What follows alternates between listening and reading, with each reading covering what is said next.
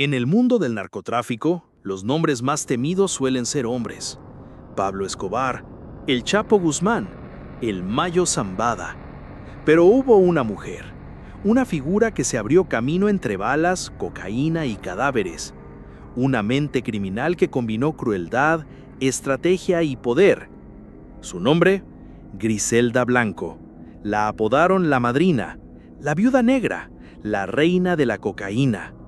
Fue pionera en el tráfico internacional de drogas desde Colombia hacia Estados Unidos.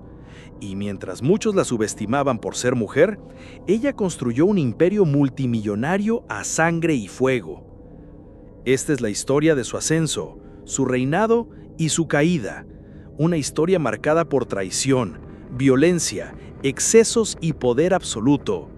Una historia real tan increíble que parece ficción. Bienvenidos a Griselda, la reina del narcotráfico.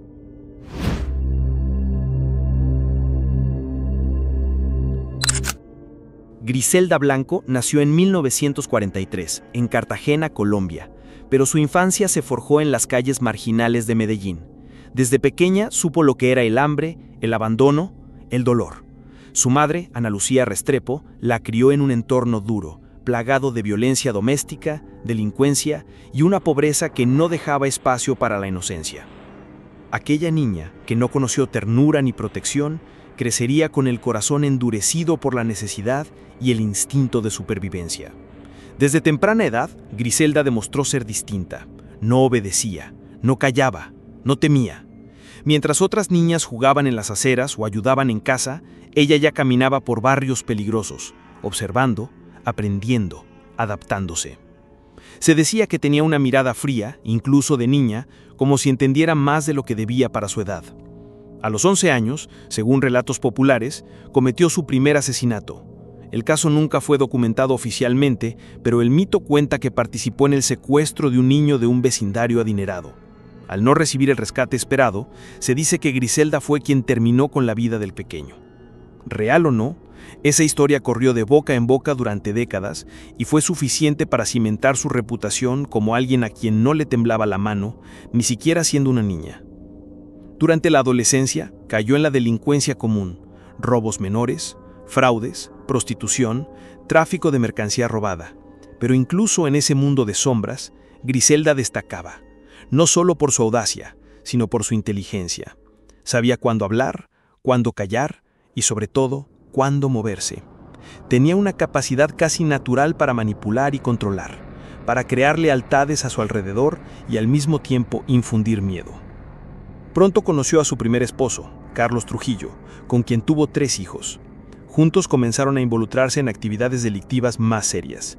Carlos, como muchos otros hombres de la época, subestimaba a Griselda, pero ella no estaba ahí para ser una esposa obediente ni una socia pasiva. Lo que comenzó como una pequeña red de contrabando pronto se convirtió en un plan más ambicioso, liderado desde las sombras por la misma Griselda. A finales de los años 60, decidió emigrar a Estados Unidos. Nueva York era el destino. Ahí, en medio de una comunidad latina en expansión, encontró la oportunidad perfecta para hacer crecer su negocio. Mientras muchos traficantes se centraban en marihuana o heroína, Griselda apostó por un producto emergente, la cocaína. Blanca, fácil de transportar, altamente adictiva y con una demanda en aumento entre las clases altas y medias de Estados Unidos. Griselda había encontrado su mina de oro. No tardó en establecer una red sólida de distribución en Nueva York que operaba con una precisión casi militar. Utilizaba métodos innovadores, personas que viajaban como mulas, cargamentos escondidos en productos cotidianos, documentos falsificados, rutas alternas. Mientras otros aún improvisaban, ella ya operaba como una organización consolidada. Pero su avance llamó la atención de las autoridades. En 1975, una operación federal desmanteló parte de su red y comenzaron las órdenes de captura. Antes de ser arrestada, Griselda huyó. Había aprendido una regla esencial en su mundo. Quien sobrevive no es el más fuerte, sino el más escurridizo. El siguiente destino fue Miami. La ciudad comenzaba a transformarse. De un tranquilo centro turístico pasó, en pocos años, a convertirse en un epicentro del tráfico de drogas, y Griselda Blanco fue una de las responsables directas de esa metamorfosis. En Florida, encontró no solo aliados, sino un terreno fértil para el terror.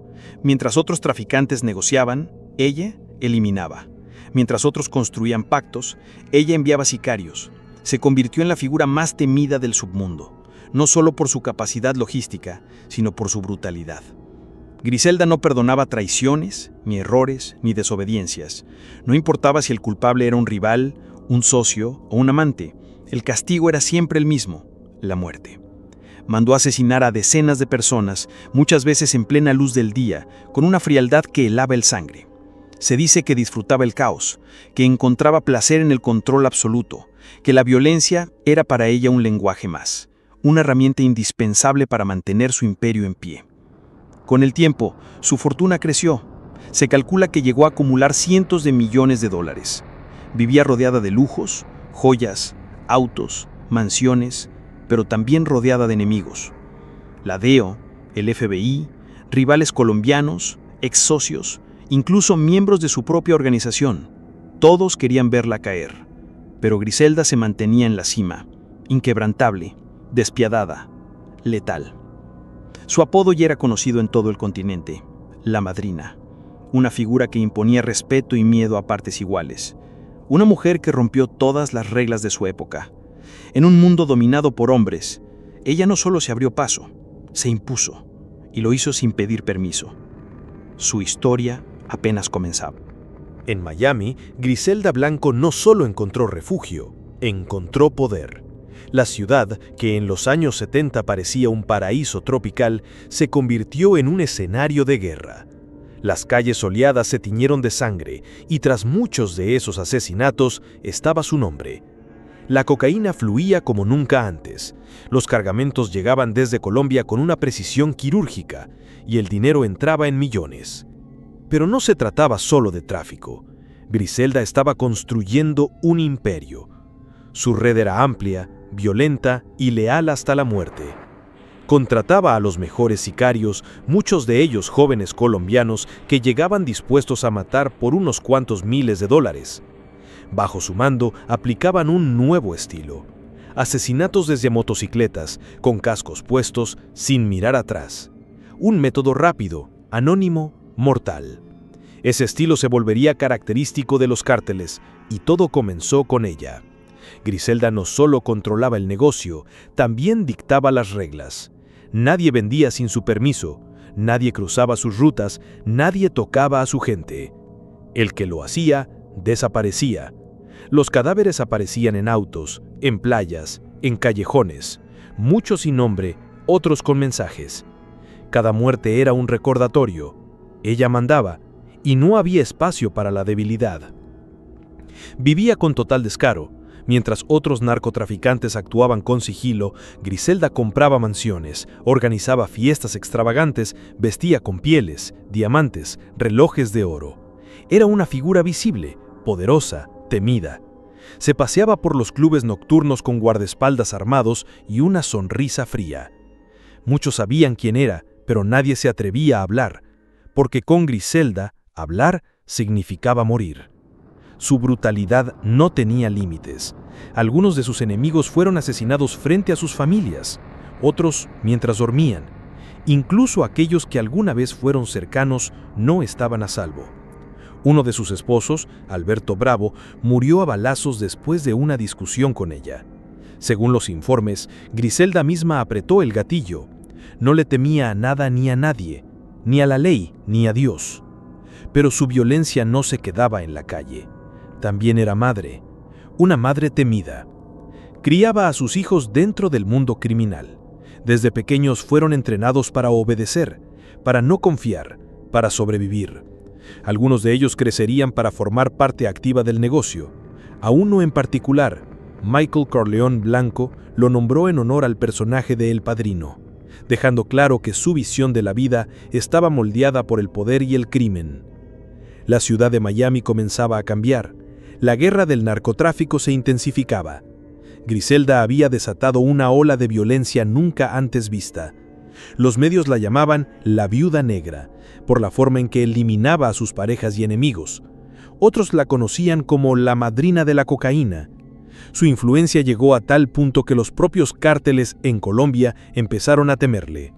Algunos querían pactar con ella, otros eliminarla. Mientras tanto, las autoridades estadounidenses comenzaban a armar el rompecabezas. La DEA ya tenía su nombre entre los más buscados. Sus operaciones eran cada vez más agresivas. Los arrestos a miembros de su red aumentaban, pero Griselda seguía moviéndose con astucia. Cambiaba de casa, de identidad, de socios. Parecía inalcanzable. Siempre un paso adelante. Y aún así, algo comenzaba a quebrarse. Su círculo más cercano empezaba a mostrar fisuras. Algunos sicarios, cansados o temerosos, buscaban acuerdos con la justicia. Otros simplemente desaparecían, sin dejar rastro. La presión crecía. Griselda, que durante años había gobernado con puño de hierro, comenzaba a ver enemigos por todas partes. La paranoia se convirtió en parte de su rutina. Mandó a asesinar a personas solo por sospechas. Castigaba la deslealtad sin pruebas. Sus decisiones se volvieron más impulsivas, más erráticas. Y poco a poco, su imperio comenzó a desmoronarse desde dentro. Pero aún en su decadencia, su leyenda seguía creciendo. Ya no era solo una mujer narco, era un mito viviente, una figura casi irreal. Había cruzado todas las líneas, destruido todas las barreras, y todavía estaba libre. Hasta que un día, cometió el error de confiar. Y en su mundo, la confianza siempre fue el principio del fin. Griselda Blanco, la mujer que durante años burló a la justicia estadounidense y reinó sin piedad sobre las calles de Miami, comenzó a mostrar grietas. La DEA había puesto los ojos sobre ella con fuerza. Sus operaciones eran cada vez más monitoreadas, sus contactos vigilados, sus cargamentos interceptados. Pero no fue una redada ni una persecución lo que terminó por atraparla. Fue algo más simple, más humano, una traición desde dentro. Uno de sus hombres, un antiguo aliado, enfrentaba una larga condena. En lugar de cargar con la culpa, decidió hablar. Griselda había acumulado demasiados enemigos, demasiados cadáveres, demasiadas cuentas sin saldar. La información que entregó ese hombre permitió a las autoridades conectar muertes, cargamentos y movimientos bancarios con un solo nombre: Griselda Blanco. En 1985, después de años de persecuciones y frustraciones, la justicia finalmente la alcanzó. Fue arrestada en California, sin disparos, sin espectáculo. La mujer que había sembrado el terror con pistolas y motocicletas fue capturada mientras vivía en el anonimato, protegida por una red cada vez más débil. Tenía 42 años, pero parecía llevar encima el peso de una guerra interminable. Su detención fue un golpe mediático. La prensa explotó la noticia. La leyenda de Griselda Blanco ahora estaba en manos del sistema judicial. Fue acusada de múltiples cargos: tráfico de drogas, conspiración, asesinato. La fiscalía tenía testigos, grabaciones, documentos, pero Griselda, incluso desde una celda, no se quebró. Mantuvo la cabeza en alto, desafiante, silenciosa. Nunca pidió perdón. Nunca admitió nada. Durante el juicio, los testigos clave la señalaron sin dudar. Uno de ellos relató cómo Griselda ordenaba asesinatos con una frialdad que helaba la sangre. Otro habló de fiestas en las que se hablaba de muerte como si fuera parte del negocio. Y otro más la describió como una mujer que nunca mostró temor, ni siquiera cuando la amenaza venía de las autoridades. A pesar de la gravedad de los crímenes, los cargos por asesinato no prosperaron por falta de pruebas directas. Fue condenada por narcotráfico y sentenciada a 15 años de prisión. Para muchos era poco castigo para una mujer que se sospechaba había ordenado más de 200 asesinatos. Pero para Griselda, estar entre rejas fue solo una pausa, un periodo de silencio, no de derrota. Desde la cárcel, siguió siendo una figura temida. Algunos decían que aún manejaba contactos, otros aseguraban que había empezado a escribir sus memorias. Incluso tras las rejas, su nombre seguía generando miedo y respeto. Era un símbolo, una advertencia, una leyenda viva. El gobierno intentó vincularla con asesinatos en Miami. Uno en particular fue crucial, el de un niño de 2 años alcanzado por una bala durante un atentado dirigido a su padre. Fue uno de los crímenes más atroces vinculados a su red. La fiscalía estaba decidida a llevarla a juicio por asesinato en primer grado, pero el caso se desmoronó. Testigos clave desaparecieron o se retractaron. Otros fueron asesinados antes de poder declarar. Una vez más, Griselda quedó fuera del alcance total de la justicia. Mientras cumplía su condena, el mundo cambiaba. Los carteles evolucionaban, nuevos líderes surgían, las guerras de drogas se intensificaban en México, en Colombia, en Centroamérica. Pero Griselda, la pionera, ya era otra cosa. Era historia, un símbolo del comienzo de todo. En 2004 fue liberada por buen comportamiento. Tras casi 2 décadas de encierro, regresó a un mundo que ya no le pertenecía. Sus antiguos enemigos estaban muertos, presos o retirados. Sus hijos vivían vidas distintas, marcadas por su legado. Y ella, Griselda Blanco, la mujer que una vez gobernó un imperio de sangre y cocaína, fue deportada a Colombia. Volvió a Medellín, la ciudad donde todo comenzó. Pero no encontró poder, ni respeto, ni gloria. Encontró sombras, silencio y una ciudad que apenas recordaba su rostro. Había sobrevivido a todo, menos al olvido. El mundo ya no temía a Griselda, solo la miraba como un recuerdo peligroso de un pasado violento. Pero aún así, su historia no terminaría ahí, porque en el narcotráfico, el pasado nunca muere del todo. Solo espera su momento para cobrar lo que quedó pendiente. Griselda Blanco volvió a Colombia en silencio, como una sombra regresando a la ciudad que la parió y la exilió en la misma vida. Medellín, ahora más moderna, más ruidosa, más despierta, la recibió sin flores ni balas. Ya no era la reina, ni la leyenda temida. Era una mujer de 60 años, con un cuerpo castigado por el encierro, la soledad y el tiempo. Pero los demonios no envejecen, solo cambian de rostro. Se instaló en un barrio modesto, lejos de las mansiones, lejos del oro y los cócteles con sangre. Allí vivió sin lujos, sin escoltas, sin ejércitos de sicarios. Algunos vecinos ni siquiera sabían quién era esa señora que salía poco y hablaba menos. La ironía era grotesca. Quien había sido la mente detrás de ríos de cocaína y montañas de cadáveres, ahora hacía mercado como cualquier jubilada, aunque claro, la diferencia es que ella sabía esconder un arma entre los plátanos si era necesario. Durante años, se mantuvo apartada de todo. El mundo del narcotráfico seguía girando, con nuevos nombres, nuevas guerras, nuevas víctimas. Pero Griselda había sido la precursora, la arquitecta de un modelo que otros perfeccionarían. En cierto modo, vivía en un mundo que ella misma ayudó a deformar. Cada cartel que surgía, cada ciudad tomada por el polvo blanco, era una sombra de su legado. Los rumores nunca cesaron, que tenía contactos aún activos, que controlaba una pequeña red en Medellín, que su hijo menor estaba preparando una especie de segunda generación de la familia Blanco. Pero la verdad era más simple, y por tanto más trágica. Griselda estaba sola. Su imperio había desaparecido. Su fortuna se había desvanecido en abogados, sobornos, enemigos y traiciones. Y sus antiguos aliados ahora temían algo más que su venganza, el recuerdo de lo que habían sido. Griselda vivió sus últimos años como un espectro en su propia historia. La prensa la había olvidado, la DEA tenía nuevos nombres que perseguir, y el mundo criminal ya no la veía como una amenaza, sino como un mito del pasado, como una advertencia de que incluso los más temidos pueden ser enterrados por el tiempo. Pero si algo enseña la historia del narcotráfico, y de la tragedia en general, es que las cuentas no quedan abiertas eternamente. Alguien en algún lugar siempre está esperando para saldar viejas deudas. El 3 de septiembre de 2012, Griselda Blanco salió a comprar carne en una carnicería del barrio Belén en Medellín. Un acto cotidiano, insignificante. Pero mientras esperaba su turno, 2 sicarios en moto se acercaron. Uno de ellos descendió, se acercó con calma y le disparó 2 veces en la cabeza. Sin palabras, sin advertencias. Exactamente como ella lo había hecho durante décadas. Murió en el acto. Cayó al suelo como caen los ídolos, pesadamente, sin redención, sin ceremonia.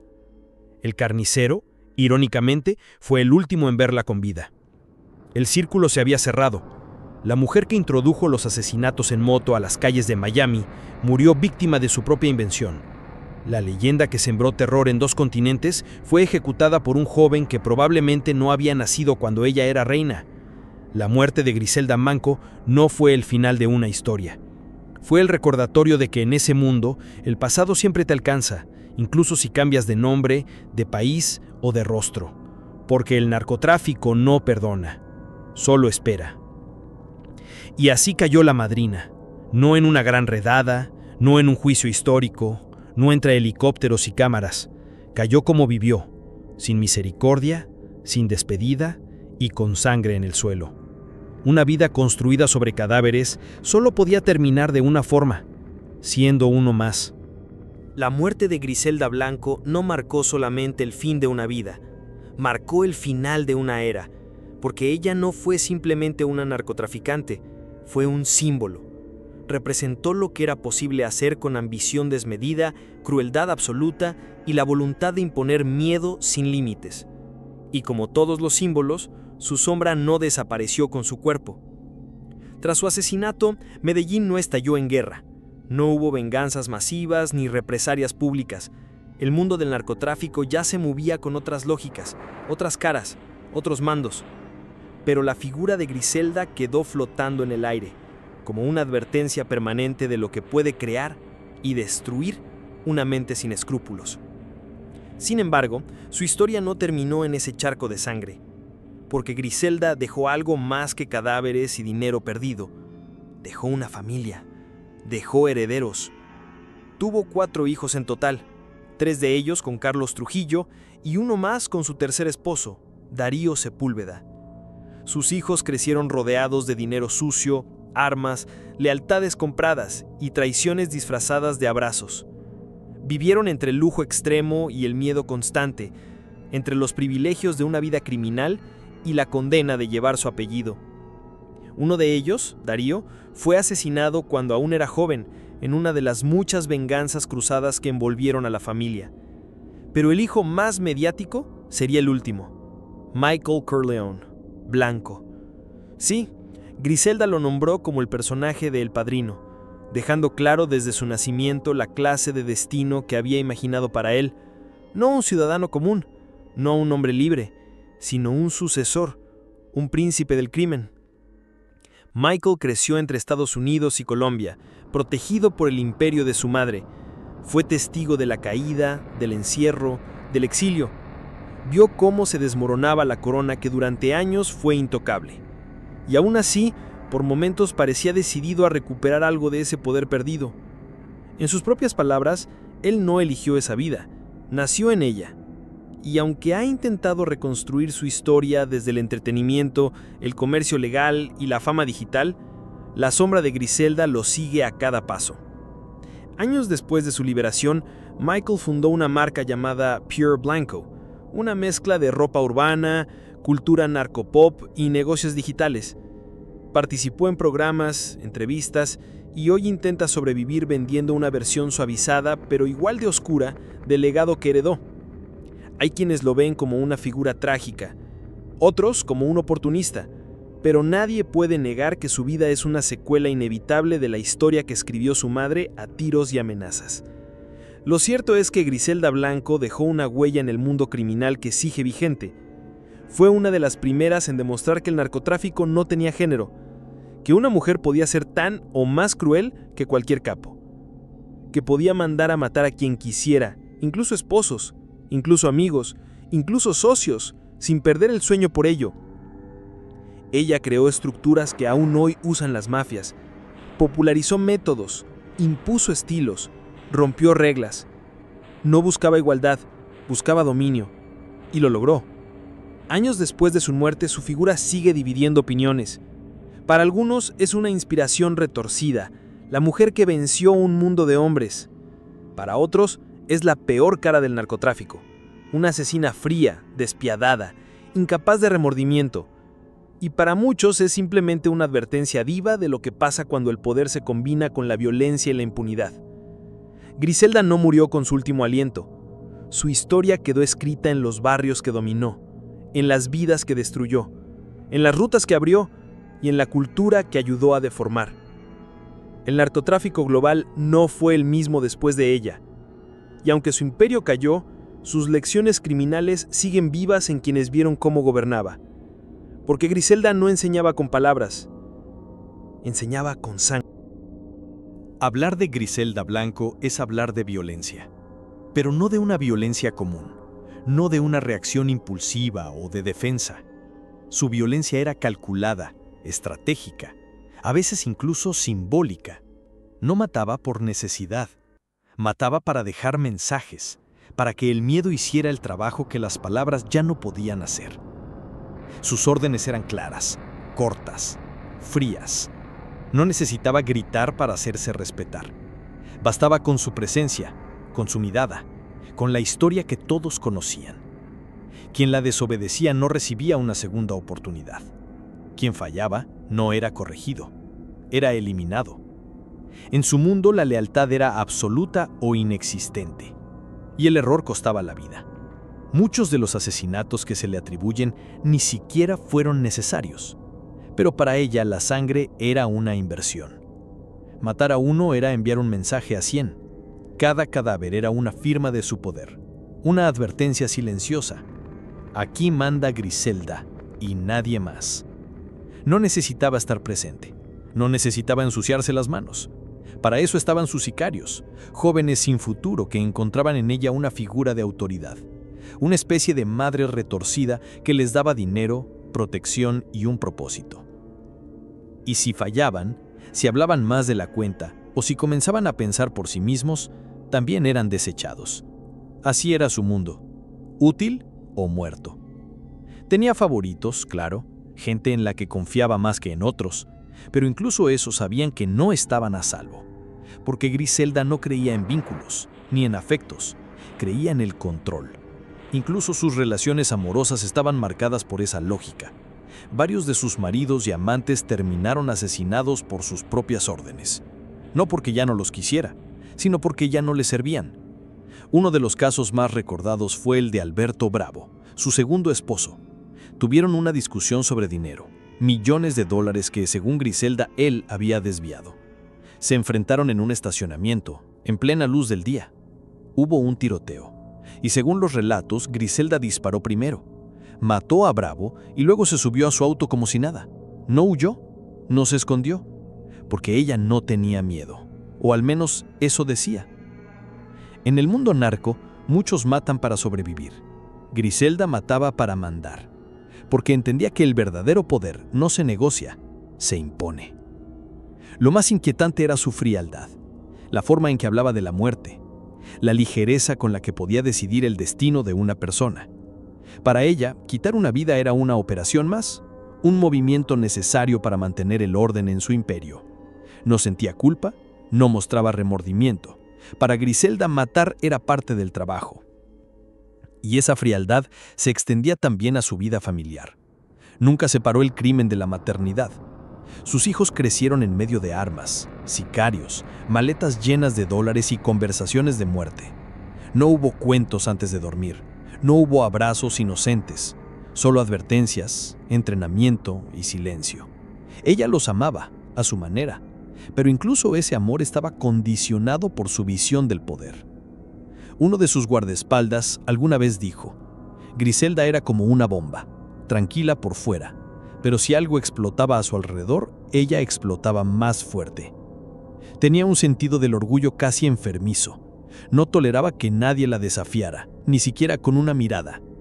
Y su castigo era siempre desproporcionado.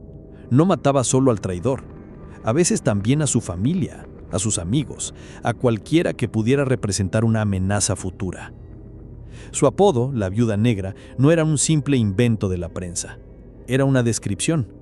Como la araña que devora al macho después del apareamiento, Griselda acababa con quienes más cerca tenía cuando dejaban de serle útiles. Y aún así, muchos la seguían, porque en un mundo donde todos eran desechables, ella les daba propósito, porque ser parte de su círculo era para algunos un símbolo de estatus, de respeto, aunque supieran que ese respeto se pagaba caro y que cada día con vida era simplemente otro día de suerte. El narcotráfico no es solo un negocio de drogas, es un negocio de poder, de símbolos, de miedo. Y Griselda Blanco entendió eso antes que nadie.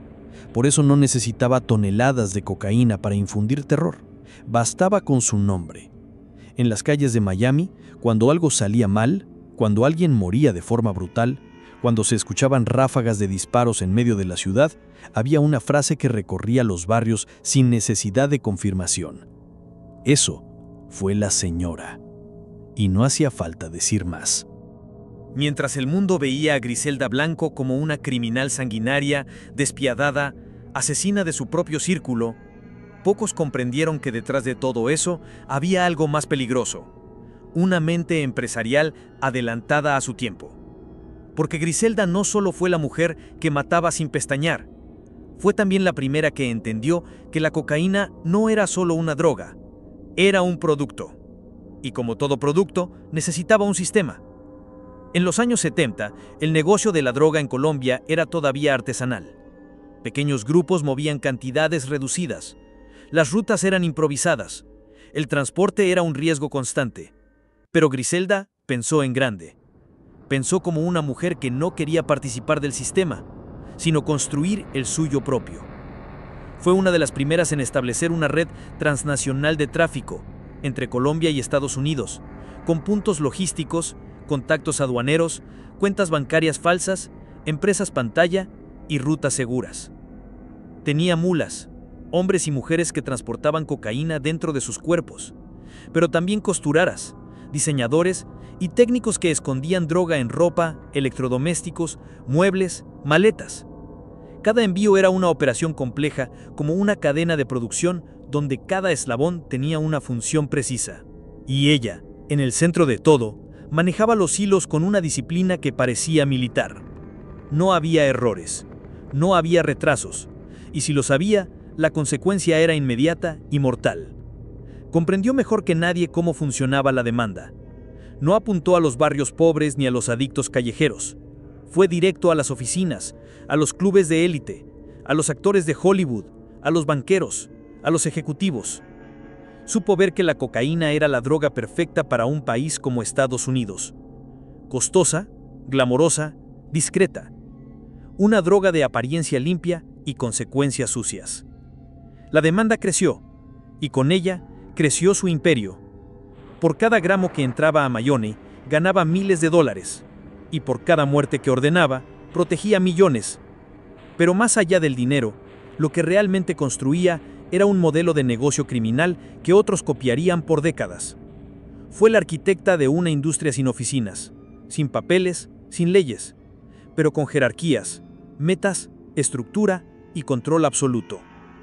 Algunos expertos dicen que sin Griselda Blanco, el narcotráfico internacional habría tardado al menos una década más en consolidarse, que su visión, tan despiadada como pragmática, aceleró el surgimiento de los carteles de Cali y Medellín, y que incluso Pablo Escobar aprendió observando lo que ella hacía. No hay que confundirse, Griselda no solo era una asesina, era una estratega. Planeaba sus movimientos con precisión, diversificaba rutas, multiplicaba contactos, cuidaba su flujo de dinero como un CEO cuida su inversión. Y cuando alguien fallaba, no había reuniones, había entierros. Fue también pionera en el uso de la violencia como herramienta empresarial. No mataba por impulso, mataba para mantener el negocio funcionando. La muerte era parte del costo operativo. Si alguien hablaba, si alguien robaba, si alguien pensaba más de lo debido, no se le despedía, se le desaparecía. Durante su apogeo, se estima que Griselda ganaba entre 80 y 100 millones de dólares al mes. Controlaba hasta el 80% de la cocaína que entraba por el sur de la Florida. Y lo hacía desde la sombra, sin discursos, sin entrevistas, sin redes sociales, solo con miedo, eficiencia y resultados. En ese sentido, fue todo lo contrario a lo que el narcotráfico se volvería después: mediático, ruidoso, casi teatral. Griselda no buscaba fama, no quería cámaras, no deseaba que la recordaran, solo quería controlar. Para ella, el poder no era un espectáculo, era un deber, y su deber era que nada se moviera sin su permiso. Su impacto fue tan grande que incluso después de su caída, muchas de sus estrategias siguieron usándose. El transporte aéreo controlado, las conexiones con funcionarios corruptos, el uso de mujeres como piezas clave en la logística, el sistema de compartimentación. Nadie sabía todo, todos sabían algo. Griselda convirtió el narcotráfico en una red profesional, y esa profesionalización se exportó, se adaptó, se perfeccionó. Pero ella fue el modelo original, el blueprint, la fórmula inicial. La primera en demostrar que el crimen, si se gestiona con inteligencia, puede funcionar como una empresa. Una empresa donde el despido se firma con balas. Su legado no fue solo sangre, fue estructura, fue método, fue una lección involuntaria sobre cómo el caos se puede convertir en sistema si hay alguien suficientemente despiadado para ordenarlo. Y esa lección, aunque escrita con violencia, sigue viva. Porque mientras haya cocaína en las calles del mundo, hay una parte de Griselda Blanco moviéndose entre fronteras. Sin rostro, sin nombre, pero con la misma lógica que ella instauró. Con el paso del tiempo, Griselda Blanco dejó de ser solo un nombre en expedientes judiciales o en archivos de la DEA. Se convirtió en algo más grande, más complejo, más inquietante, un ícono. Su figura atravesó las fronteras del crimen y entró en la cultura popular, en las canciones, en las películas, en la televisión, en la moda. Ya no era solo la mujer que sembró terror entre Colombia y Estados Unidos. Ahora era la protagonista de una narrativa que fascinaba tanto como horrorizaba. En un mundo cada vez más obsesionado con las historias de poder, violencia y transgresión, Griselda era el personaje perfecto. Una mujer en un mundo de hombres. Una mente fría, sin escrúpulos, que rompió todas las reglas del género, de la ley y de la moral. Su vida tenía todos los elementos de una tragedia épica: pobreza, ambición, traición, poder absoluto y una caída brutal. Documentales, libros, series, entrevistas. Su historia fue contada y recontada desde distintos ángulos. La criminal, la madre, la fugitiva, la empresaria, la víctima del sistema, la depredadora del sistema. Cada relato tomaba una parte de ella, pero ninguno podía contenerla por completo. Porque Griselda Blanco ya no era solo una persona, era un mito. Uno de los primeros fenómenos mediáticos que volvió a encender el interés por su historia fue el documental Cocaine Cowboys, donde se la mostraba como una figura determinante en la guerra de Miami. Luego vinieron las adaptaciones dramáticas, series de televisión, películas, personajes inspirados en ella. Actrices famosas interpretaron su papel, y cada versión sumaba capas, unas más fieles, otras más fantasiosas. En el mundo de la música urbana, su nombre empezó a aparecer como símbolo de respeto y poder.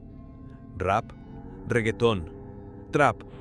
Griselda era mencionada como si fuera una figura de estatus, una especie de leyenda impenetrable, comparable con los grandes capos. No era raro escuchar frases como "soy como Griselda" o "la madrina del bloque", en canciones que mezclaban crimen, lujo y aspiración. Esa transformación es inquietante, porque la cultura pop, al absorber figuras como Griselda, a veces difumina la línea entre la realidad y la admiración. Se empieza a hablar de ella no por sus crímenes, sino por su estilo, no por los muertos que dejó, sino por la forma en que mandaba. Se la compara con mafiosos ficticios como Tony Montana o Michael Corleone. Se le atribuye glamour, astucia, estilo, y se olvida o se ignora la cantidad real de vidas destruidas bajo su mando. ¿Pero por qué fascina tanto? ¿Por qué una mujer que ordenó decenas de asesinatos puede convertirse en tendencia, en tatuaje, en referencia musical? Tal vez porque la figura de Griselda Blanco conecta con una parte oscura de la sociedad, con esa atracción peligrosa que despierta el poder absoluto, con la fantasía de ser temido, respetado, intocable. En un mundo donde muchos sienten que no tienen control sobre nada, la historia de una mujer que controló tanto, aunque fuera con violencia, se vuelve un símbolo, aunque sea equivocado. Hay quienes la estudian como caso criminal, otros como fenómeno cultural, y otros más, como ejemplo extremo de hasta dónde puede llegar alguien cuando no tiene límites. Lo cierto es que Griselda Blanco, para bien o para mal, dejó una marca que la justicia no pudo borrar. Su figura también pone sobre la mesa una pregunta incómoda. ¿Es posible contar su historia sin glorificarla? ¿Podemos mirar de frente a la realidad sin caer en la seducción del mito? Porque sí, Griselda fue una pionera, pero no de feminismo ni de empoderamiento. Fue pionera en usar el crimen como estructura empresarial, en profesionalizar la violencia, en demostrar que incluso sin el aparato patriarcal tradicional, una mujer también puede convertirse en monstruo. Y eso, en lugar de admiración, debería despertar otra cosa: reflexión. La cultura que la rodea seguirá cambiando, seguirá usándola como símbolo, pero los hechos no cambian. Las vidas perdidas no regresan, las cicatrices que dejó no desaparecen con una serie de Netflix. Griselda Blanco no fue solo un personaje interesante, fue una máquina de muerte real. Y que su historia hoy sea contada en tantos formatos, solo demuestra que a veces la sociedad no decide a quién olvidar, sino a quién convertir en leyenda, aunque esa leyenda esté construida sobre cadáveres. Griselda Blanco murió hace más de una década, pero su legado no, porque en el mundo del narcotráfico, las personas mueren, pero los métodos sobreviven. Las balas silencian voces, pero no borran ideas, y las ideas de Griselda se instalaron en la columna vertebral de los cárteles modernos. Ella no dejó escuela, dejó un molde, uno que fue copiado, adaptado, mejorado por quienes vinieron después. Y lo más inquietante es que muchos de esos grupos, incluso sin haberla conocido directamente, aplicaron sus mismas estrategias: descentralización de operaciones, compartimentación de células, uso de la violencia como lenguaje, el terror como marca registrada, el silencio como regla de oro. Lo que en su tiempo fue innovación, hoy es estándar. Sus estructuras operativas, redes de mulas, transporte camuflado, lavado de dinero a través de empresas ficticias, son ahora parte del manual básico de cualquier organización criminal que aspire al éxito. Lo que ella creó, lo profesionalizó el tiempo. Los cárteles mexicanos, por ejemplo, herederos del vacío que dejó Colombia en los años 90, adoptaron gran parte de esa lógica. Aprendieron que el poder no está solo en las armas ni en la cocaína, sino en la capacidad de sembrar miedo sin decir una palabra. Esa fue siempre la especialidad de Griselda, el silencio eficiente. Nadie la veía, pero todos sabían que estaba detrás. Los grupos modernos entendieron también que el liderazgo no necesita ser visible. Hoy los capos se esconden, delegan, firman órdenes que nunca se escriben. Y detrás de ese modelo está el ejemplo de alguien que gobernó desde las sombras, que controlaba Miami desde una mansión sin que las autoridades pudieran atraparla durante años. Ese legado es más peligroso que cualquier fajo de billetes. Es el modelo del criminal invisible. Pero no solo fue una influencia logística, Griselda impuso una filosofía. No hay lugar para la duda, ni para la misericordia. El poder es absoluto o no es nada. Esa mentalidad, ese desprecio total por la vida ajena, se convirtió en ley para muchos que vinieron después. Y aunque su nombre ya no se mencione, su forma de pensar sigue marcando decisiones en oficinas clandestinas, en llamadas cifradas, en pactos sellados con sangre. En Colombia su historia fue analizada durante años como el ejemplo más extremo del narcotráfico individualista, aquel que no necesita una organización familiar ni un clan de respaldo. Griselda actuó sola, en un mundo que parecía no tener lugar para ella. Pero lo conquistó. Y eso inspiró a muchos, incluso fuera del crimen. Su vida se estudió en universidades, se debatió en libros, se convirtió en caso para criminólogos, sociólogos, periodistas, porque lo que hizo no fue común, fue una anomalía histórica. Pero no se puede hablar de legado sin hablar de consecuencias. Griselda dejó una estela de violencia que no terminó con su muerte. Aún hoy, familiares de sus víctimas viven con miedo. Algunos de sus enemigos sobrevivientes jamás volvieron a confiar en nadie. Y muchos de los que estuvieron cerca de ella, socios, sicarios, amantes, terminaron muertos, exiliados o presos. Su mundo fue una trituradora que no dejó indemnes ni a los leales. Incluso sus hijos, herederos de su apellido, han vivido marcados por su sombra. Algunos intentaron reconstruir su vida, otros nunca pudieron salir del ciclo. Michael Corleone Blanco, el único que ha hablado públicamente, ha dicho en más de una ocasión que su infancia fue como vivir en una película, pero sin final feliz. Porque cuando tu madre es una reina del crimen, no hay normalidad posible. El nombre Blanco se volvió una maldición disfrazada de poder, un apellido que abría puertas en el bajo mundo, pero cerraba todas las demás. Y eso también es parte del legado.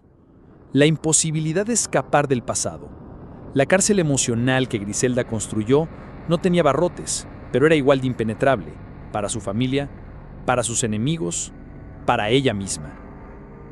Su historia es el espejo de una era, de una sociedad que durante décadas prefirió ignorar cómo la cocaína destruía vidas, mientras enriquecía a unos pocos. De un sistema que permitió que una mujer sin más armas que su crueldad y su visión pusiera de rodillas a ciudades enteras. De una cultura que hoy, en lugar de enterrar esa historia, la revive una y otra vez con morbo, fascinación y olvido selectivo. Porque Griselda Blanco ya no necesita estar viva para seguir presente. Está en cada corredor de droga que cruza fronteras, en cada ajuste de cuentas que ocurre sin testigos, en cada organización que prefiere el terror al diálogo, en cada criminal que cree que el miedo es mejor que el respeto. Ese es su verdadero legado, un mundo donde el crimen no necesita rostro para seguir gobernando. Griselda Blanco terminó sus días como muchos de los que alguna vez dominaron el mundo, sola, envejecida, observando desde la distancia cómo su imperio se desmoronaba y cómo su nombre, que una vez provocaba terror, se volvía una sombra del pasado. La mujer que controló rutas de cocaína entre continentes, que manejó millones de dólares al mes y que hizo temblar a la ciudad de Miami, murió como una más, sin poder, sin escoltas, sin ejército, a sangre fría, en una calle cualquiera. Fue asesinada el 3 de septiembre de 2012, en Medellín, Colombia. Tenía 69 años. La mataron como ella misma enseñó a matar, sin aviso, sin piedad, sin juicio. Un sicario en moto, 2 disparos en la cabeza, la misma técnica que ella popularizó en los años 70 y 80. Ironía pura. Justicia poética, dirán algunos. Ciclo cerrado, pensarán otros. Pero su muerte no resolvió nada. No borró los crímenes, no alivió a las víctimas, no sanó el daño. Fue solo el punto final de una historia que llevaba décadas escrita con sangre. Griselda había sido deportada a Colombia después de pasar casi 20 años en prisiones estadounidenses. En su celda envejeció lejos del mundo que ella misma ayudó a crear. En libertad, volvió a vivir discretamente en Medellín, pero el pasado nunca se olvida. En su caso, el pasado cobra cuentas. No hubo funeral ostentoso, no hubo homenajes, solo silencio, porque incluso después de muerta, su nombre seguía generando miedo. Pero más allá del final, lo que deja Griselda Blanco es una pregunta incómoda. ¿Cómo es posible que una sola persona haya generado tanto caos? ¿Cómo llegó tan lejos? ¿Cómo nadie pudo detenerla antes? Tal vez porque Griselda no nació en el crimen, fue empujada hacia él desde niña.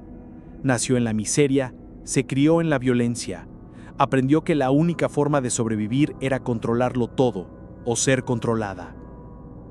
No justificamos sus actos, no hay defensa posible para su historial, pero entender de dónde vino es parte de comprender por qué hizo lo que hizo. Griselda Blanco fue una aberración, pero no una anomalía. Fue el producto de una sociedad desigual, corrupta, que durante décadas ignoró las consecuencias de su codicia, que prefirió exportar cocaína y violencia a cambio de dólares, que miró hacia otro lado mientras el sur se desangraba y el norte se drogaba. En ese contexto, Griselda no fue la excepción, fue el reflejo más claro de lo que puede pasar cuando el poder se concentra sin control, sin ética, sin freno. ¿Fue la peor? Algunos dirán que sí, otros que solo fue la primera en hacerlo con tanta frialdad, con tanta precisión, siendo mujer, en un mundo hecho para hombres. Lo cierto es que su historia no se puede borrar, porque trasciende su biografía, se convierte en advertencia, en evidencia, en eco. A veces, el crimen crea monstruos, pero otras veces, solo los revela. Y Griselda Blanco fue eso, un espejo brutal de lo que somos capaces de hacer cuando el dinero es Dios, la muerte es rutina y el alma ya no pesa.